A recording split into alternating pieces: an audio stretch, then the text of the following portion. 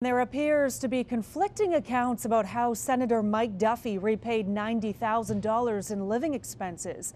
The Prime Minister's office says Chief of Staff Nigel Wright personally gave Duffy the money to pay what he owed. But in an email to CTV News, Duffy claims he received a loan from Royal Bank to repay his expense claims. Duffy adds Wright played no role in paying off the expenses.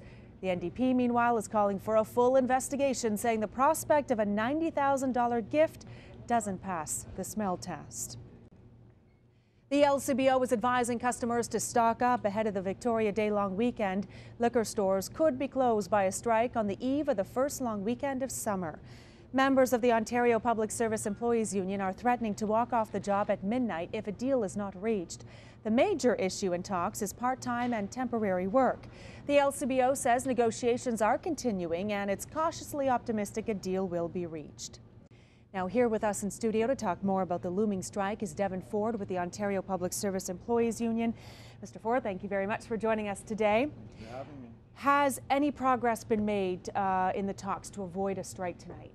We're presently in a blackout phase at the table, so there's no new information coming to the public or the union membership for that matter.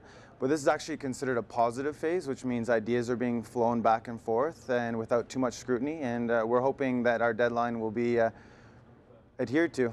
One of the biggest issues is the part-time work. 65% of the unionized employees are part-timers. Tell us more about what you want to change with that. This is huge. This is exactly why we brought our message to the public right from the very start. First, we see this as a parallel of the rest of this province. Part-time work, 3-hour shifts, 2-hour shifts, these are recurrences all around the province, not just at the LCBO. But in the end, we want to have security to go back to our families and our communities and be contributing members of society. And we don't think that that really comes with a part-time job. We're 60 to 65% part-time at our membership at the LCBO, and we're also getting 2- and 3-hour shifts, as I mentioned. So I think we're just talking about security and strength, and we're letting people empower themselves financially and again, become contributing members of their society. So you want more full-time jobs? Full-time jobs is key. The difference between a part-time job and a full-time job is getting a mortgage, a loan, having leverage, and again, being contributing. The government's saying, though, today that they simply don't have any money for that. What's your reaction to that? Well, in fairness, we're an arm's-length corporation at the LCBO. We make a tremendous amount of money, $1.6 billion in profit alone last year, and we don't want to get in the way of the financial success of the LCBO at all. In fact, our demands are right in line with it continuing to be better. We want more people on the floor. We want more customer service.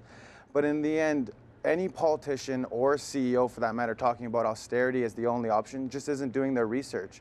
Strengthening the middle class, strengthening, the opportunity to have good jobs in our communities is the key to any success financially otherwise. Okay, Devon Ford, spokesperson for OPSEU, thanks for joining us on this story today. One person is being treated for smoke inhalation after an early morning fire at an East End paper warehouse. Firefighters were called to Metro Waste Paper Recovery on Sheffield Road just after 6 this morning. The blaze is now under control and firefighters are checking for hot spots. Sheffield Road is still closed, though, between Leeds and Walkley.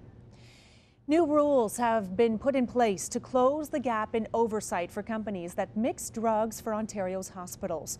For the first time, hospitals will only be able to purchase drugs accredited, licensed, or otherwise approved suppliers. The College of Pharmacists will also be responsible to inspect drug preparation facilities where pharmacists and pharmacy technicians practice. The new rules come after 1,200 patients in 2 provinces received diluted chemotherapy drugs. And finally, 2 giant pandas on loan from China will make their debut at the Toronto Zoo today. Zoo members and the media will get a preview of the panda exhibit. 5-year-old Ershun and 4-year-old Damao arrived in Canada in March. They will go on public display at the Toronto Zoo tomorrow.